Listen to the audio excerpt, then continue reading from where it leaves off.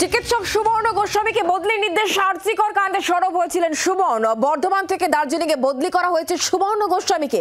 কেন এই বদলি, যদিও এই বিষয়ে নিয়ে কোনো রকম মন্তব্য করতে চাননি চিকিৎসক সুবর্ণ গোস্বামী। তাকে বদলির নির্দেশ দেওয়া হয়েছে। আরজিকর কাণ্ডে যারা সরব হয়েছিলেন তাদের মধ্যে এই চিকিৎসক অন্যতম। সুবর্ণ গোস্বামীকে বদলির নির্দেশ দেওয়া হয়েছে। বর্ধমান থেকে দার্জিলিং এ তাকে বদলি করা হয়েছে। কেন এই বদলি, সে বিষয়ে কোনো রকম মন্তব্য করতে চাননি এই চিকিৎসক। আমরা বিষয় নিয়ে আরো জানবো। অয়ন শর্মা এই মুহূর্তে আমাদের সঙ্গে রয়েছেন প্রতিনিধি টেলিফোন লাইনে। অয়ন, কি কারণে এই বদলি, কোনো কিছু জানা যাচ্ছে এখনো পর্যন্ত? দেখো, তোমাকে বলে রাখি, ইতিমধ্যে যে কথাটি বলা হচ্ছে যে শাস্তিমূলক বদলি, সেই কথা কিন্তু অর্ডারে কোথাও লেখা নেই। একেবারে জি24 ঘন্টার তরফ থেকে আমরা সরাসরি কথা বলছিলাম ডক্টর সুবর্ণ গোস্বামীর সঙ্গে। অর্ডার কপিতে যে বিষয়টি লেখা রয়েছে, তিনি পূর্ব বর্ধমানের ডেপুটি CMH2 এই পদে কর্মরত ছিলেন এবং সেখান থেকে তাকে বদলি করা হলো দার্জিলিং এর যে টিবি হাসপাতাল রয়েছে সেই হাসপাতালের সুপারিনটেন্ডেন্টের পদে। সেখানে জি24 ঘন্টাকে দেওয়া একান্ত সাক্ষাৎকারে তিনি যেমনটা জানিয়েছেন, তার বক্তব্য যে কম গুরুত্বপূর্ণ পদে তাকে বদলি করা হয়েছে, তার যে র্যাঙ্ক সেই র্যাঙ্কের অবনমন ঘটানো হয়েছে, যা তিনি একেবারে জানিয়েছেন।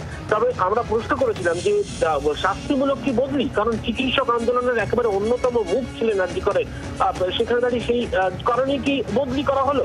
বলো না, অর্ডারের বিষয়টি, এই বিষয়টি লেখা নেই। তবে আমি কথা বলবো সংগঠনের তরফ থেকে, কথা বলে বিষয়টি জানাতে পারবো। তবে চিকিৎসক, সরকারি চিকিৎসক হিসেবে যে অর্ডার এসেছে সেই অর্ডার আমাকে ফলো করতে হবে, এটাই নিয়ম। এবং আমার যে পারফরমেন্স ছিল পূর্ব বর্ধমানে, সেই পারফরমেন্স যথেষ্ট ভালো। আর কেন বদলি করা হলো, কি প্রশাসনিক কারণ থাকতে পারে, সেই বিষয়টি জেনেই জানাতে পারবো, এমনটাই কিন্তু তিনি জানিয়েছেন। অয়ন, ধন্যবাদ। ঠিক এই জায়গা থেকে ডক্টর সুবর্ণ গোস্বামীকে যেভাবে বর্ধমান থেকে দার্জিলিং এ বদলি করে দেওয়া হয়েছে, এই বিষয় নিয়ে ডক্টর গোস্বামীর বক্তব্য ঠিক কি, তিনি কি জানিয়েছেন আমাদেরকে ফোনে শোনাবো। দেখুন, আমি এইমাত্র অর্ডারটা পেয়েছি বলে এখনই পুরোটা বুঝে উঠতে পারছি না, কোথাও শাস্তির কথা লেখা নেই। তবে একটা ঘটনা যে আমি ওই যে হাসপাতালের সুপারিনটেন্ডেন্ট পোস্ট, সেটা আমার র্যাঙ্কের থেকে লোয়ার র্যাঙ্কের পোস্ট। ওটা ওইখানে আমার র্যাঙ্কের অফিসারের ওখানে পোস্টিং হবার কথা নয়। এছাড়া আমি এই বর্ধমানে আসার আগে দার্জিলিং জেলাতেই অন্য একটা টিবি স্যানাটোরিয়াম, বড় স্যানাটোরিয়াম, যেটার হচ্ছে সুপারিনটেন্ডেন্ট ছিলাম।